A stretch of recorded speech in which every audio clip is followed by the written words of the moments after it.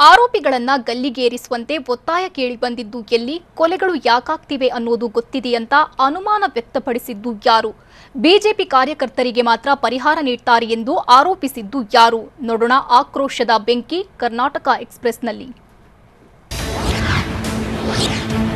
ಪ್ರವೀಣ್ ನೆಟ್ಟಾರು ಹತ್ಯೆಗೆ ರಾಜ್ಯಾದ್ಯಂತ ವ್ಯಾಪಕ ಆಕ್ರೋಶ ಕೇಳಿ ಬರ್ತಾ ಇದೆ. ಹತ್ಯೆ ಖಂಡಿಸಿ ಇವತ್ತು ಶೃಂಗೇರಿ ತಾಲೂಕು ಬಂದ್ಗೆ ಕರೆ ನೀಡಲಾಗಿತ್ತು. ಚಿಕ್ಕಮಗಳೂರು ಜಿಲ್ಲೆಯ ಶೃಂಗೇರಿ ಪಟ್ಟಣದಲ್ಲಿ ಹಿಂದೂ ಪರ ಸಂಘಟನೆಗಳು ಪ್ರತಿಭಟನಾ ಮೆರವಣಿಗೆ ನಡೆಸಿದ್ರು. ಬಂದ್ಗೆ ಕರೆ ಕೊಟ್ಟಿರುವ ಹಿನ್ನೆಲೆಯಲ್ಲಿ ಸ್ವಯಂ ಪ್ರೇರಿತವಾಗಿ ಅಂಗಡಿ ಮುಂಗಟ್ಟುಗಳನ್ನು ಮುಚ್ಚಿ ವರ್ತಕರು ಬೆಂಬಲ ನೀಡಿದ್ರು. ಪ್ರತಿಭಟನಾ ಮೆರವಣಿಗೆಯಲ್ಲಿ ನೂರಾರು ಹಿಂದೂ ಪರ ಸಂಘಟನೆಗಳ ಕಾರ್ಯಕರ್ತರು ಪಾಲ್ಗೊಂಡಿದ್ರು. ಈ ವೇಳೆ ಪ್ರವೀಣ್ ಅನ್ನ ಕೊಲೆ ಮಾಡಿದ ಆರೋಪಿಗಳನ್ನ ಗಲ್ಲಿಗೇರಿಸುವಂತೆ ಒತ್ತಾಯಿಸಿದ್ರು. ಪಿಎಫ್ಐ ಹಾಗೂ ಎಸ್ಟಿಪಿಐ ಸೇರಿದಂತೆ ಇತರೆ ಮುಸ್ಲಿಂ ಸಂಘಟನೆಗಳ ನಿಷೇಧಕ್ಕೆ ಆಗ್ರಹಿಸಿ ವಿಜಯಪುರದ ಬಸವನ ಬಾಗೇವಾಡಿಯಲ್ಲಿ ವಿದ್ಯಾರ್ಥಿಗಳು ಪ್ರತಿಭಟನೆ ಮಾಡಿದರು. ಎಬಿವಿಪಿ ನೇತೃತ್ವದಲ್ಲಿ ಪ್ರತಿಭಟನೆ ನಡೆಸಿದ ವಿದ್ಯಾರ್ಥಿಗಳು ಬಸವನ ಬಾಗೇವಾಡಿ ಪಟ್ಟಣದ ಬಸವೇಶ್ವರ ಕಾಲೇಜಿನಿಂದ ಮಿನಿ ವಿಧಾನಸೌಧದವರೆಗೆ ಬೃಹತ್ ಪ್ರತಿಭಟನಾ ಮೆರವಣಿಗೆ ಮಾಡಿದ್ರು. ಈ ವೇಳೆ ಗೃಹ ಸಚಿವರ ವಿರುದ್ಧ ಧಿಕ್ಕಾರ ಕೂಗಿದ್ರು. ಅಷ್ಟೇ ಅಲ್ಲ, ರಾಜ್ಯದಲ್ಲಿ ಹಿಂದೂ ಸಂಘಟನೆ ಕಾರ್ಯಕರ್ತರ ಕೊಲೆಯಾಗ್ತಾ ಇದೆ, ಆರೋಪಿಗಳಿಗೆ ಕಠಿಣ ಶಿಕ್ಷೆ ವಿಧಿಸಬೇಕು ಅಂತ ಆಗ್ರಹಿಸಿದ್ರು.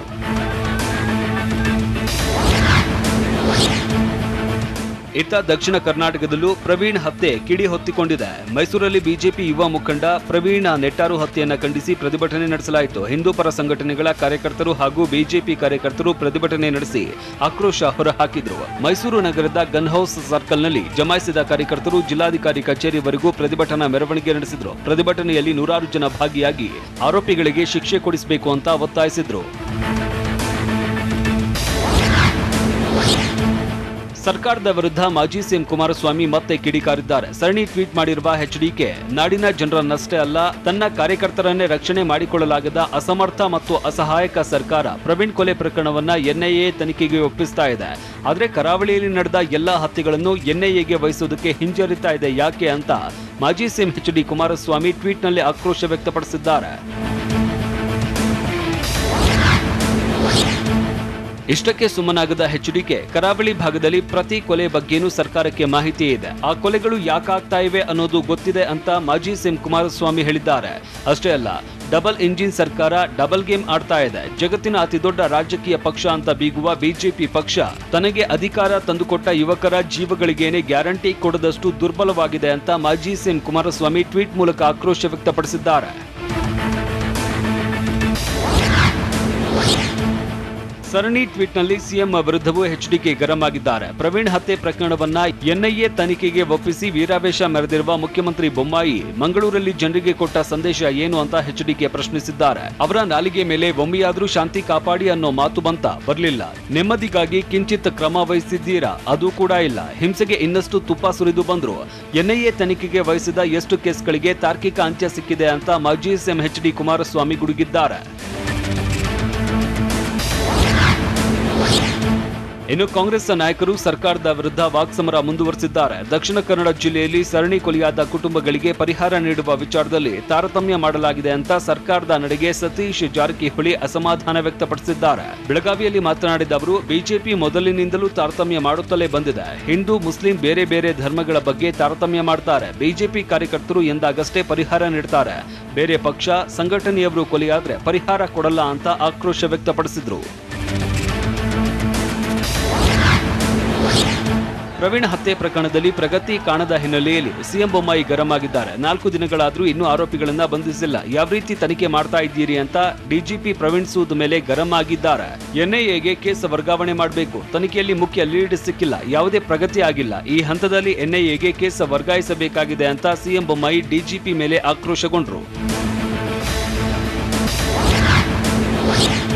ಬಿಜೆಪಿ ನಾಯಕರ ವಿರುದ್ಧ ಆಕ್ರೋಶ ಕೇಳಿ ಬರ್ತಾ ಇರುವ ಮಧ್ಯದಲ್ಲೇ ಹತ್ಯೆಯಾಗಿರುವ ಪ್ರವೀಣ್ ನೆಟ್ಟಾರು ನಿವಾಸಕ್ಕೆ ಡಿವಿ ಸದಾನಂದಗೌಡ ಭೇಟಿ ನೀಡಿದ್ರು. ನೆಟ್ಟಾರು ಗ್ರಾಮದಲ್ಲಿ ಇರುವ ಪ್ರವೀಣ್ ಮನೆಗೆ ಭೇಟಿ ನೀಡಿ ಕುಟುಂಬಸ್ಥರಿಗೆ ಸಾಂತ್ವನ ಹೇಳಿದ್ರು.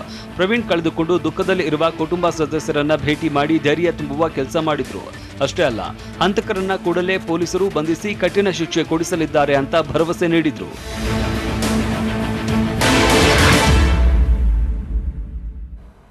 ಗೃಹ ಮಂತ್ರಿ ವಿರುದ್ಧ ರಾಜಧಾನಿಯಲ್ಲಿ ಭುಗಿಲೆದ್ದ ರೋಷಾಗ್ನಿ. ಇದ್ದಕ್ಕಿದ್ದಂತೆ ಎಬಿವಿಪಿ ಕಾರ್ಯಕರ್ತರು ಸಿಡಿದೆದ್ದಿದ್ದು ಯಾಕೆ? ಬೆಂಗಳೂರು ಘಟನೆ ಬಳಿಕ ರಾಜ್ಯಾದ್ಯಂತ ಸರ್ಕಾರ ಅಲರ್ಟ್ ಆಗಿದ್ದು ಯಾಕೆ? ನೋಡೋಣ ರಾಜಧಾನಿ ರೋಷಾಗ್ನಿ ಕರ್ನಾಟಕ ಎಕ್ಸ್‌ಪ್ರೆಸ್‌ನಲ್ಲಿ.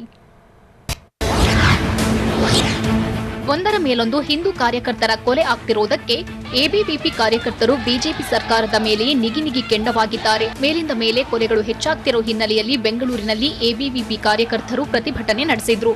ಜಯಮಹಲ್ನಲ್ಲಿರುವ ಗೃಹ ಸಚಿವರ ನಿವಾಸದ ಮುಂದೆ ಜಮಾಯಿಸಿ ಆಕ್ರೋಶ ಹೊರಹಾಕಿದ್ರು. ಗೃಹ ಸಚಿವರ ವಿರುದ್ಧ ಧಿಕ್ಕಾರದ ಘೋಷಣೆಗಳನ್ನ ಕೂಗಿದ್ರು. ಪಿಎಫ್ಐ ಹಾಗೂ ಎಸ್ಡಿಪಿಐ ನಿಷೇಧಿಸುವಂತೆ ಆಗ್ರಹಿಸಿದ್ರು. ಇದರಿಂದಾಗಿ ಗೃಹ ಸಚಿವ ಆರಗ ಜ್ಞಾನೇಂದ್ರ ನಿವಾಸದ ಬಳಿ ಭಾರೀ ಹೈಡ್ರಾಮವೇ ನಡೆಯಿತು. ಪೊಲೀಸರು ಪ್ರತಿಭಟನಾಕಾರರನ್ನ ನಿಯಂತ್ರಿಸಲು ಹರಸಾಹಸ ಪಟ್ಟರು.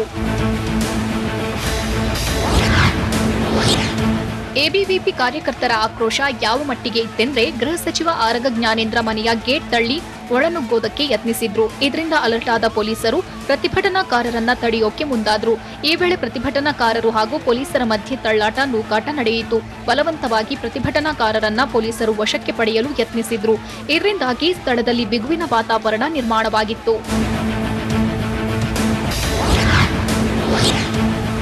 ಪರಿಸ್ಥಿತಿ ವಿಕೋಪಕ್ಕೆ ಹೋಗ್ತಿದ್ದಂತೆ ಎಬಿವಿಪಿ ಕಾರ್ಯಕರ್ತರ ನಡೆಗೆ ಪೊಲೀಸರು ಗರಂ ಆದ್ರು. ಗೃಹ ಸಚಿವರ ನಿವಾಸದ ಬಾಗಿಲಿಗೆ ಅಡ್ಡಲಾಗಿ ಪೊಲೀಸರು ನಿಂತುಕೊಂಡ್ರು. ಒಳನುಗ್ಗದಂತೆ ತಡೆದ್ರು. ಆದ್ರೂ ಕಾರ್ಯಕರ್ತರು ಸಮಾಧಾನವಾಗಲೇ ಇಲ್ಲ. ಇದರಿಂದ ಪೊಲೀಸರು ಕೆಲ ಕಾರ್ಯಕರ್ತರಿಗೆ ಲಘು ಲಾಠಿ ರುಚಿ ತೋರಿಸಿದ್ರು. ಇದರಿಂದಾಗಿ ಕೆಲ ಕಾಲ ಗೃಹ ಸಚಿವರ ಮನೆ ಆವರಣ ರಣಾಂಗಣವಾಗಿತ್ತು. ಕೆಲ ಕಾರ್ಯಕರ್ತರನ್ನ ಪೊಲೀಸರು ಧರಧರನೆ ಎಳೆದೊಯ್ದು ವಾಹನಗಳಿಗೆ ತುಂಬಿದ್ರು. ಎಬಿವಿಪಿ ಕಾರ್ಯಕರ್ತರ ಆಕ್ರೋಶ ಅಕ್ಷರಶಃ ಕಟ್ಟಿಯೊಡ್ಡಿತ್ತು. ಪ್ರತಿಭಟನಾಕಾರರು ಗೇಟ್ ತಳ್ಳಿ ಒಳಹೋಗಿ ಮನೆ ಬಾಗಿಲು ತೆರೆದು ನುಗ್ಗೋದಕ್ಕೆ ಯತ್ನಿಸಿದ್ರು. ಗೇಟ್ ಹಾರಿ ಒಳನುಗ್ಗೋದಕ್ಕೂ ಯತ್ನಿಸಿದ್ರು. ಇದರಿಂದಾಗಿ ಪೊಲೀಸರು ಪ್ರತಿಭಟನಾಕಾರರನ್ನ ನಿಯಂತ್ರಿಸಲು ತುಂಬಾನೇ ಸರ್ಕಸ್ ಮಾಡಬೇಕಾಯಿತು. ಇನ್ನು ಪ್ರತಿಭಟನಾಕಾರರ ಆಕ್ರೋಶದ ಕಿಚ್ಚಿಗೆ ಗೃಹ ಸಚಿವರ ಮನೆ ಆವರಣದಲ್ಲಿದ್ದ ಹೂಕುಂಡಗಳೆಲ್ಲ ಪುಡಿಪುಡಿಯಾದವು. ಎಬಿವಿಪಿ ಕಾರ್ಯಕರ್ತರು ಪ್ರತಿಭಟನಾಕಾರರು ಗೃಹ ಸಚಿವರ ಮನೆಯ ಗೇಟ್ ಒಳನುಗ್ತಾರೆ ಅನ್ನೋ ಸುಳಿವೇ ಇರಲಿಲ್ಲ. ಗೇಟ್ ಮುಂದೆ ಧರಣಿ ಕುಳಿತಿದ್ದ ಪ್ರತಿಭಟನಾಕಾರರು ಏಕಾಏಕಿ ಗೇಟ್ ಜಂಪ್ ಮಾಡಿದ್ರಿಂದ ಪೊಲೀಸರು ಅಲರ್ಟ್ ಆಗ್ಬಿಟ್ರು. ಕೂಡಲೇ ಎಬಿವಿಪಿ ಕಾರ್ಯಕರ್ತರನ್ನ ತಡೆಯೋಕೆ ಮುಂದಾದ್ರು. ಇದರಿಂದಾಗಿ ಕೆಲಕಾಲ ಜಯಮಹಲ್ನಲ್ಲಿರೋ ಗೃಹ ಸಚಿವರ ನಿವಾಸದಲ್ಲಿ ಉದ್ವಿಗ್ನ ಪರಿಸ್ಥಿತಿ ನಿರ್ಮಾಣವಾಗಿತ್ತು. ಕೊನೆಗೆ ಎಬಿವಿಪಿ ಕಾರ್ಯಕರ್ತರನ್ನ ಪೊಲೀಸರು ವಶಕ್ಕೆ ಪಡೆದು ಕರೆದೊಯ್ದ್ರು. ಗೃಹ ಸಚಿವರ ಮನೆ ಮುಂದೆ ಪ್ರತಿಭಟನೆ ನಡೆಸಿದ ಪ್ರಕರಣ ಸಂಬಂಧ ಈಗಾಗಲೇ 40 ಜನರನ್ನ ದಸ್ತಗಿರಿ ಮಾಡಿದ್ದೇವೆ ಅಂತ ಹೆಚ್ಚುವರಿ ಪೊಲೀಸ್ ಆಯುಕ್ತ ಸಂದೀಪ್ ಪಾಟೀಲ್ ತಿಳಿಸಿದ್ರು. ಕಮಿಷನರ್ ಜೊತೆ ಮಾತನಾಡಿ ಅವರ ವಿರುದ್ಧ ಮುಂದಿನ ಕ್ರಮ ತೆಗೆದುಕೊಳ್ಳಲಾಗುವುದು ಎಂದು ತಿಳಿಸಿದ್ರು. ಘಟನೆಯ ಬಗ್ಗೆ ಉತ್ತರ ವಿಭಾಗದ ಡಿಸಿಪಿಯಿಂದಲೂ ವರದಿ ಕೇಳಿದ್ದಾರೆ. ಅಷ್ಟೇ ಅಲ್ಲ, 30 ಕಾರ್ಯಕರ್ತರ ವಿರುದ್ಧ ಜೆಸಿ ನಗರ ಠಾಣೆಯಲ್ಲಿ ಎಫ್ಐಆರ್ ದಾಖಲಾಗಿದೆ. ಐಪಿಸಿ ಸೆಕ್ಷನ್ 448, 143, 147, 149 ಅಡಿ ಪ್ರಕರಣ ದಾಖಲಿಸಿಕೊಳ್ಳಲಾಗಿದೆ. 29 ಪುರುಷರು, ಓರ್ವ ಮಹಿಳಾ ಕಾರ್ಯಕರ್ತೆ ವಿರುದ್ಧ ಪ್ರಕರಣ ದಾಖಲು ಮಾಡಲಾಗಿದೆ.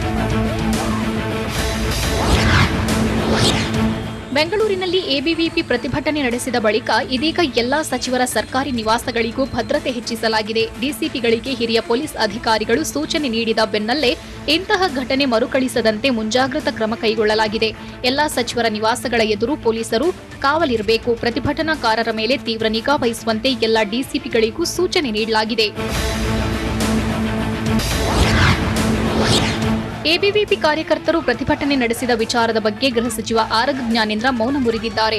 ಅವರ ಭಾವನೆಗಳನ್ನ ಅರ್ಥ ಮಾಡಿಕೊಂಡಿದ್ದೇನೆ. ಎಸ್ಡಿಪಿಐನಂತಹ ಸಂಸ್ಥೆಗಳನ್ನ ನಿಷೇಧಿಸಬೇಕೆಂದು ಪ್ರತಿಭಟನೆ ಮಾಡಿದ್ದಾರೆ.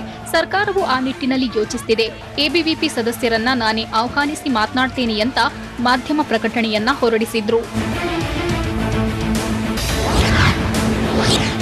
ಗೃಹ ಸಚಿವರ ಮನೆ ಮೇಲೆ ಎಬಿವಿಪಿ ವಿದ್ಯಾರ್ಥಿಗಳು ಮುತ್ತಿಗೆ ಹಾಕಿದ ಪ್ರಕರಣ ಬಗ್ಗೆ ದಾವಣಗೆರೆಯಲ್ಲಿ ಶಾಸಕ ರೇಣುಕಾಚಾರ್ಯ ಪ್ರತಿಕ್ರಿಯಿಸಿದ್ದಾರೆ. ತಪ್ಪಿತಸ್ಥರ ವಿರುದ್ಧ ಕಠಿಣ ಕ್ರಮ ಕೈಗೊಳ್ಳಲು ನಮ್ಮ ಸರ್ಕಾರ ಸಿದ್ಧವಿದೆ. ಪ್ರವೀಣ್ ಕೊಲೆ ಕೇಸನ್ನ ಎನ್ಐಎಗೆ ವಹಿಸಲಾಗಿದೆ. ಮುಖ್ಯಮಂತ್ರಿಗಳಿಗೂ ಈ ಪ್ರಕರಣದಿಂದ ಆಘಾತವಾಗಿದೆ. ಕೇಂದ್ರ ಹಾಗೂ ರಾಜ್ಯದಲ್ಲಿ ನಮ್ಮ ಸರ್ಕಾರ ಇದ್ರೂ ನಮ್ಮ ಜನರನ್ನ ರಕ್ಷಣೆ ಮಾಡಲಾಗ್ತಿಲ್ಲ ಅನ್ನೋ ಬೇಸರವಿದೆ ಎಂದ್ರು. ಅಷ್ಟೇ ಅಲ್ಲ, ಯುವಕರು, ಮುಖಂಡರು ಆತ್ಮಸ್ಥೈರ್ಯ ಕಳೆದುಕೊಳ್ಬಾರ್ದು, ತಾಳ್ಮೆ ಕಳೆದುಕೊಳ್ಬಾರ್ದು ಅಂತ ಹೇಳಿದ್ರು.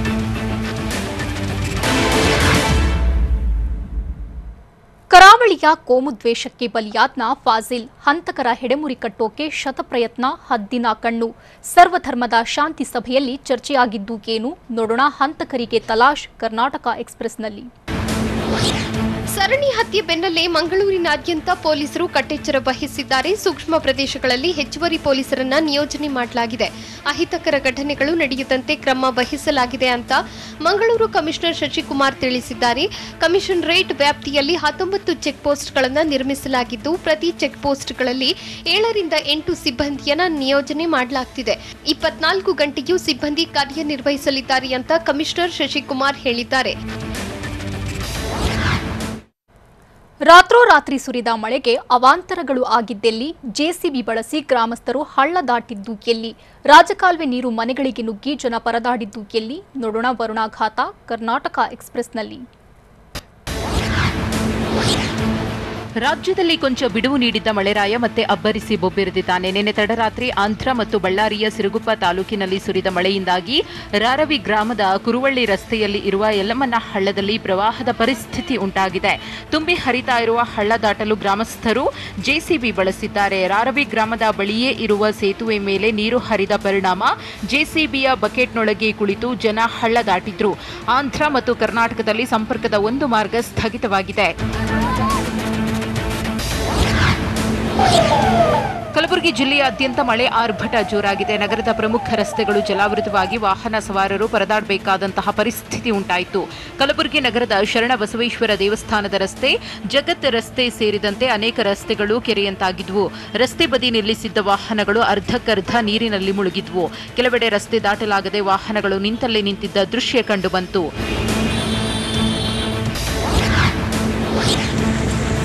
ಮಂಗಳೂರಿನಲ್ಲಿ ಧಾರಾಕಾರ ಮಳೆ ಸಾಕಷ್ಟು ಅವಾಂತರ ಸೃಷ್ಟಿಸಿದೆ. ನಗರದ ಭಗವತಿ ನಗರದಲ್ಲಿ ಮನೆಯಿಂದ ಹೊರಬರಲಾಗದೆ ನಿವಾಸಿಗಳು ಪರದಾಡಬೇಕಾಯಿತು. ರಾತ್ರಿ ಸುರಿದ ಮಳೆಯಿಂದಾಗಿ ಹಲವು ಮನೆಗಳಿಗೆ ನೀರು ನುಗ್ಗಿದ್ದು, ರಾತ್ರಿಯಿಡೀ ನಿವಾಸಿಗಳು ಜಾಗರಣೆ ಮಾಡಿದ್ರು. ಮನೆಯಲ್ಲಿನ ವಸ್ತುಗಳೆಲ್ಲ ನೀರು ಪಾಲಾಗಿದ್ವು. ರಸ್ತೆಗಳೆಲ್ಲ ಕೆರೆಯಂತಾಗಿದ್ದು, ನೀರು ನದಿಯಂತೆ ಹರಿತಾ ಇದೆ. ಭಾರೀ ಮಳೆಯಿಂದ ನಿವಾಸಿಗಳ ಪರಿಸ್ಥಿತಿ ಹೇಳತೀರದಾಗಿದೆ. ಮಂಗಳೂರಿನಲ್ಲಿ ನಿನ್ನೆ ರಾತ್ರಿ ಸುರಿದ ಧಾರಾಕಾರ ಮಳೆಯಿಂದ ಜನಜೀವನ ಅಸ್ತವ್ಯಸ್ತವಾಗಿದೆ. ಮಳೆಯ ಆರ್ಭಟಕ್ಕೆ ರಸ್ತೆಗಳು, ಮನೆಗಳೆಲ್ಲ ಜಲಾವೃತವಾಗಿವೆ. ಮಂಗಳೂರಿನ ಕುಡಿಯಲ್ಬೈಲ್ನಲ್ಲಿರುವ ಮನೆಗಳಿಗೆ ಮಳೆಯಿಂದಾಗಿ ನೀರು ನುಗ್ಗಿ ನಿವಾಸಿಗಳೆಲ್ಲ ಒದ್ದಾಡುವಂತಾಗಿದೆ. ಅಷ್ಟೇ ಅಲ್ಲ, ಮನೆ ಹೊರಗೆ ನಿಲ್ಲಿಸಲಾಗಿದ್ದ ಕಾರುಗಳು ಕೂಡ ಮುಳುಗಡೆಯಾಗಿವೆ. ಇನ್ನು ಮಳೆ ಸುರಿದ ಹಿನ್ನೆಲೆಯಲ್ಲಿ ಒಳಚರಂಡಿಗಳು ತುಂಬಿ ಹರಿಯುತ್ತಿವೆ. ಇದರಿಂದಾಗಿ ಆ ನೀರೆಲ್ಲ ಜನವಸತಿ ಪ್ರದೇಶಗಳಿಗೆ ನುಗ್ಗಿದ್ದು ಕೃತಕ ನೆರೆ ಸೃಷ್ಟಿಯಾಗಿದೆ. ಕೊಟ್ಟಾರ ಚೌಕಿಯ ರಾಜಕಾಲುವೆ ಒತ್ತುವರಿಯಿಂದಾಗಿ ಜನ ಹೈರಾಣಾಗಿದ್ದಾರೆ. ಮಳೆ ಬಂದ್ರೆ ಸಾಕು, ನೀರೆಲ್ಲ ಮನೆಗಳಿಗೆ ನುಗ್ಗಿ ನಿವಾಸಿಗಳು ಪರದಾಡಬೇಕಾಯಿತು. ಮಂಗಳೂರಿನ ಮಹಾಮಳೆಗೆ ತಗ್ಗು ಪ್ರದೇಶಗಳಿಗೂ ನೀರು ನುಗ್ಗಿದೆ. ನಗರದ ಕದ್ರಿ ಕಂಬಳ, ಕೊಟ್ಟರ ಚೌಕಿ, ಮಾಲೇಮಾರ್ ಭಾಗದಲ್ಲಿ ನೀರು ತುಂಬಿಕೊಂಡಿದೆ. ಇನ್ನು ಸೆಂಟ್ರಲ್ ರೈಲ್ವೆ ನಿಲ್ದಾಣದ ಆವರಣದಲ್ಲೂ ಭಾರೀ ಪ್ರಮಾಣದ ನೀರು ತುಂಬಿಕೊಂಡಿದ್ದು ಜನ ಪರದಾಡುವಂತಾಗಿದೆ. ಅಷ್ಟೇ ಅಲ್ಲ, ರೈಲ್ವೆ ನಿಲ್ದಾಣದ ಪಾರ್ಕಿಂಗ್ ಏರಿಯಾದಲ್ಲಿ ನಿಲ್ಲಿಸಲಾಗಿದ್ದ ವಾಹನಗಳು ಭಾಗಶಃ ಮುಳುಗಡೆಯಾಗಿವೆ. ಮಾಲೇಮಾರ್ ಭಾಗದಲ್ಲಿ ರಸ್ತೆಗಳೆಲ್ಲ ನದಿಯಂತಾಗಿವೆ. ಅಷ್ಟೇ ಅಲ್ಲ, ಈ ಭಾಗದಲ್ಲಿನ ಸಾಕಷ್ಟು ಮನೆಗಳಿಗೂ ನೀರು ನುಗ್ಗಿ ಅವಾಂತರ ಸೃಷ್ಟಿಯಾಗಿದೆ. ಮಂಗಳೂರಷ್ಟೇ ಅಲ್ಲ, ಉತ್ತರ ಕರ್ನಾಟಕದಲ್ಲೂ ಮಳೆ ಆರ್ಭಟ ಜೋರಾಗಿದೆ. ಯಾದಗಿರಿಯಲ್ಲಿ ಕಳೆದ ರಾತ್ರಿ ಸುರಿದ ಮಳೆಗೆ ನಾಡ ಕಚೇರಿ ಜಲಾವೃತವಾಗಿದೆ. ಸೈದಾಪುರದ ನಾಡ ಕಚೇರಿಗೆ ನೀರು ನುಗ್ಗಿದ್ದು ಸಿಬ್ಬಂದಿ ಪರದಾಡಿದ್ರು. ಧಾರಾಕಾರ ಮಳೆ ಸುರಿದಿದ್ದರಿಂದ ಇಡೀ ನಾಡ ಕಚೇರಿ ಕಟ್ಟಡದ ಕೊಠಡಿಗಳಿಗೆ ಮಳೆ ನೀರು ನುಗ್ಗಿದ್ದು ಕಚೇರಿಯಲ್ಲಿರುವ ಎಲ್ಲಾ ದಾಖಲಾತಿಗಳು ತೊಯ್ದು ಹೋಗಿವೆ. ಹೀಗಾಗಿ ಜನಪ್ರತಿನಿಧಿಗಳ ವಿರುದ್ಧ ಸೈದಾಪುರದ ನಿವಾಸಿಗಳು ಆಕ್ರೋಶ ಹೊರಹಾಕಿದ್ರು. ಗುರುಮಠಕಲ್ ತಾಲೂಕಿನ ಪರಮೇಶ್ವರ ಪಲ್ಲಿ ಹಾಗೂ ನಂದೇಪಲ್ಲಿಯಲ್ಲಿ 2 ಗ್ರಾಮದ ಮನೆಗಳಿಗೂ ಜಲಾಸುರ ಎಂಟ್ರಿ ಕೊಟ್ಟಿದ್ದಾನೆ. ಪರಮೇಶ್ವರ ಪಲ್ಲಿಯಲ್ಲಿ 10 ಮನೆಗಳು ಹಾಗೂ ನಂದೇಪಲ್ಲಿಯಲ್ಲಿ 10 ಮನೆಗಳಿಗೂ ನೀರು ನುಗ್ಗಿದ್ದು ಜನ ಕಂಗಾಲಾಗಿದ್ದಾರೆ. ವಿಜಯಪುರ ಜಿಲ್ಲೆಯ ಹಲವೆಡೆ ತಡರಾತ್ರಿ ಧಾರಾಕಾರ ಮಳೆ ಸುರಿದಿದ್ದು ದೋಣಿ ನದಿ ತುಂಬಿ ಹರಿಯುತ್ತಿದೆ. ರಾಜ್ಯ ಹೆದ್ದಾರಿ 61ರ ಕೆಳಸೇತುವೆ ಮೇಲೆ ನೀರು ಹರಿಯುತ್ತಿದೆ. ನದಿಯಲ್ಲಿ ಮತ್ತಷ್ಟು ನೀರು ಹೆಚ್ಚಾದರೆ ಕೆಳಸೇತುವೆ ಸಂಪೂರ್ಣ ಮುಳುಗಡೆಯಾಗಲಿದೆ. ವಿಜಯಪುರ ಜಿಲ್ಲೆ ತಾಳಿಕೋಟೆ ಬಳಿಯ ಸೇತುವೆಯಿಂದಾಗಿ ರಾಜ್ಯ ಹೆದ್ದಾರಿ ಮೇಲಿನ ಸಂಚಾರದಲ್ಲಿ ವ್ಯತ್ಯಯ ಉಂಟಾಗಲಿದೆ. ಬ್ರಿಡ್ಜ್ ಮುಳುಗಡೆಯಾದರೆ ವಿಜಯಪುರ ಮತ್ತು ತಾಳಿಕೋಟೆ ಸಂಪರ್ಕ ಕಡಿತಗೊಳ್ಳಲಿದೆ. ರಾಯಚೂರಿನಲ್ಲಿ ನೆನೆ ಸುರಿದ ಮಳೆಯಿಂದಾಗಿ 2 ಮನೆಗಳು ಕುಸಿತವಾಗಿವೆ. ಆದರೆ ಅದೃಷ್ಟವಶಾತ್ ಯಾವುದೇ ಪ್ರಾಣಹಾನಿ ಸಂಭವಿಸಿಲ್ಲ. ಅಷ್ಟೇ ಅಲ್ಲ, ಮಳೆಯಿಂದಾಗಿ ವಿದ್ಯುತ್ ಕಂಬಗಳು ರಸ್ತೆ ಮೇಲೆ ಉರುಳಿ ಬಿದ್ದಿವೆ. ಜೊತೆಗೆ ರಾಯಚೂರು ತಾಲೂಕಿನ ಬಿ ಯದ್ಲಾಪುರ ಗಿಲ್ಲೆ ಸುಗೂರು ಕ್ಯಾಂಪ್ ಮಧ್ಯದ ರಸ್ತೆ ಮೇಲೆ ಮಳೆ ನೀರು ಹರಿಯುತ್ತಿದೆ. ಇದೇ ನೀರಿನಲ್ಲಿ ವಾಹನ ಸವಾರರು, ಗ್ರಾಮಸ್ಥರು ಸಂಚರಿಸುತ್ತಿದ್ದಾರೆ. ಪ್ರತಿ ಬಾರಿ ಮಳೆ ಬಂದಾಗಲೂ ಇದೇ ರೀತಿಯ ಸಮಸ್ಯೆ ಎದುರಾಗುತ್ತೆ. ಹೀಗಾಗಿ ಕೂಡಲೇ ಸಣ್ಣದೊಂದು ಸೇತುವೆ ನಿರ್ಮಿಸಿಕೊಡುವಂತೆ ಸ್ಥಳೀಯರು ಒತ್ತಾಯಿಸುತ್ತಿದ್ದಾರೆ. ಶಿವಮೊಗ್ಗ ಜಿಲ್ಲೆಯಲ್ಲೂ ಮಳೆಯಿಂದಾಗಿ ಹಲವೆಡೆ ಅವಾಂತರ ಸೃಷ್ಟಿಯಾಗಿದೆ. ನಗರದ ಅಣ್ಣಾನಗರದಲ್ಲಿರೋ ಮನೆಗಳಿಗೆ ಚರಂಡಿ ನೀರು ನುಗ್ಗಿದ್ದು ಜನ ಪರದಾಡಿದ್ರು. ಶಿವಮೊಗ್ಗ ಮಹಾನಗರ ಪಾಲಿಕೆಯ 22 ಮತ್ತು 23ನೇ ವಾರ್ಡ್ ವ್ಯಾಪ್ತಿಯಲ್ಲಿರುವ ಅಣ್ಣಾನಗರದಲ್ಲಿ ರಾಜಕಾಲುವೆ ಬ್ಲಾಕ್ ಆಗಿ ಮನೆಗಳಿಗೆ ನೀರು ನುಗ್ಗಿದೆ. ಹೀಗಾಗಿ ಚರಂಡಿ ನೀರನ್ನ ಹೊರಹಾಕೋದಕ್ಕೆ ನಿವಾಸಿಗಳು ಪರದಾಡಿದ್ರು. ಪಾಲಿಕೆ ಸದಸ್ಯರು ಹಾಗೂ ಅಧಿಕಾರಿಗಳ ವಿರುದ್ಧ ಇದೇ ವೇಳೆ ಸ್ಥಳೀಯ ನಿವಾಸಿಗಳು ಆಕ್ರೋಶ ಹೊರಹಾಕಿದ್ರು. ಸಮಸ್ಯೆಗೆ ಸ್ಪಂದಿಸ್ತಾ ಇಲ್ಲ ಅಂತ ಆರೋಪ ಮಾಡಿದ್ರು.